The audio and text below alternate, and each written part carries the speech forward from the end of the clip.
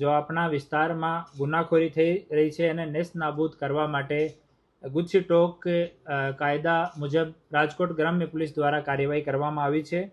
આમાં સંગઠિત ગુના આચરતી ટોળકી તરીકે એકબીજા સાથે મળીને એ લોકો છેલ્લા 10 વર્ષમાં સૌરાષ્ટ્ર વિસ્તારમાં રાજકોટ ગ્રામ્ય, સુરેન્દ્રનગર, બોટાદ, અમરેલી, ભાવનગર, જૂનાગઢ, જામનગર, ગીર સોમનાથ, દેવભૂમિ, દ્વારકા, અમદાવાદ ગ્રામ્ય આ જિલ્લામાં મિલકત સંબંધિત અને શરીર સંબંધિત ગુના કરીને પોતાના આર્થિક લાભ સારું આચરી ભયનો વાતાવરણ ઊભો કરી આ ગુનાહિત ટોળકી તરીકે એ લોકો અપરાધ કરતા હતા। તો આ 19 આરોપી જો છે આમાં રણજીત ઉર્ફે બોડિયો એના વિરુદ્ધમાં 45 ગુના દર્જ છે। ભરત ઉર્ફે પથુ ભાવનગરનો રહેવાસી 32 ગુના એના વિરુદ્ધમાં નોંધાયેલા છે। ભયલુ મનુભાઈ વાઘેલા વલ્લભીપુર ભાવનગર 7 ગુના નોંધાયેલા છે। સંજય ઉર્ફે સીજે ભાવનગર 8 ગુના નોંધાયેલા છે। મુકેશ ઉર્ફે ભોપો 31 ગુના નોંધાયેલા છે। અજય ઉર્ફે બોડિયો 20 ગુના નોંધાયેલા છે। મંજી ઉર્ફે બાટલી 21 ગુના નોંધાયેલા છે। વિપુલ બચ્ચુભાઈ વણોદિયા બોટાદ 14 ગુના નોંધાયેલા છે। અશોક લાબુભાઈ સોલંકી 14 ગુના, સંજય બાવકુભાઈ 4 ગુના નોંધાયેલા છે। મંજી ઉર્ફે લાલો ઘોઘા ભાયાવદર 8 ગુના નોંધાયેલા છે। જગદીશ ઉર્ફે કાળિયો 6 ગુના નોંધાયેલા છે। ભરત ઉર્ફે બોડિયો પાલીતાણા ભાવનગર 18 ગુના નોંધાયેલા છે। રાજુ ઉર્ફે ભાણો ચોટીલા સુરેન્દ્રનગર 6 ગુના નોંધાયેલા છે। નરેશ જામનગર નિવાસી 8 ગુના નોંધાયેલા છે। દિનેશ ભાવનગરનો 5 ગુના નોંધાયેલા છે। અજીત ટીલો 5 ગુના, અર્જુન ભગવાનસિંહ વાઘેલા ભાવનગર 4 ગુના નોંધાયેલા છે। હીરા ઉર્ફે નાનો ગઢડા બોટાદ એમાં 4 ગુના નોંધાયેલા છે। આમાં પૂરી ટોળકી વિરુદ્ધમાં 92 જેટલા છેલ્લા 10 વર્ષમાં ગુના નોંધાયેલા છે।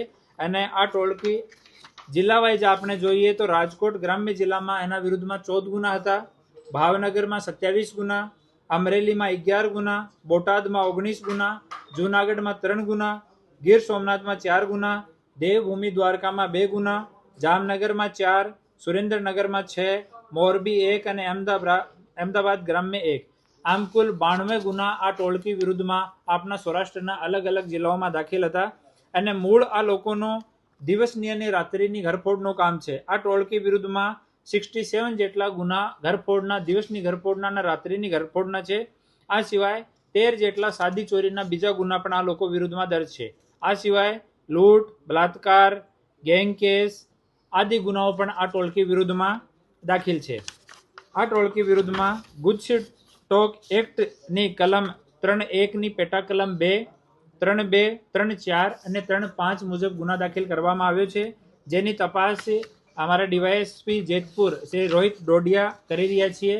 આ કામગીરી કરવામાં રાજકોટ ગ્રામ્ય જિલ્લાની એલસીબીની team, PI VV Odedara, PSI Chavda, PSI Goyal, PSI Bhimani અને પીએસઆઈ પીએન ભરવાડ અને એની ટીમ દ્વારા આ પૂરી કાર્યવાહી કરવામાં આવી છે।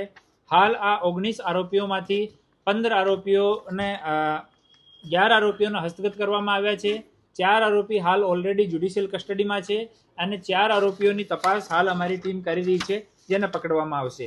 આ ગુનો દાખલ થવાથી આપણા સૌરાષ્ટ્ર વિસ્તારમાં અને ગુજરાતમાં જો ઘરફોડ ચોરી કરવાવાળા લોકો છે એના વિરુદ્ધમાં આ એક વ્યવસ્થિત પ્રયાસ છે અને આમાં અમારા ડીઆઈજી શ્રીનું મહત્વપૂર્ણ માર્ગદર્શન પૂરા કેસ દરમિયાન હતો। આ ટોળકીનો મુખ્ય સૂત્રધાર રણજીત છે, જો હાલ વોન્ટેડ છે, એની અમે લોકો તપાસ કરી રહ્યા છીએ।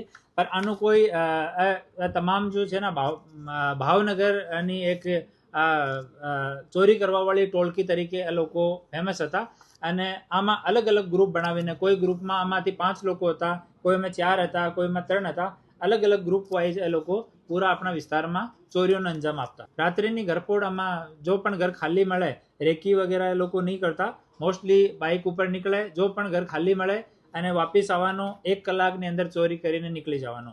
ફોનનો ઉપયોગ એ લોકો નથી કરતા અને જ્યારે પણ ઇવન ઘરનો જો ફોન ઉપયોગ કરે છે, જ્યારે પણ એ લોકો જેલમાં જાય છે તો બહાર નીકળતી જ વખત ફોન અને સિમ ચેન્જ કરી નાખે છે।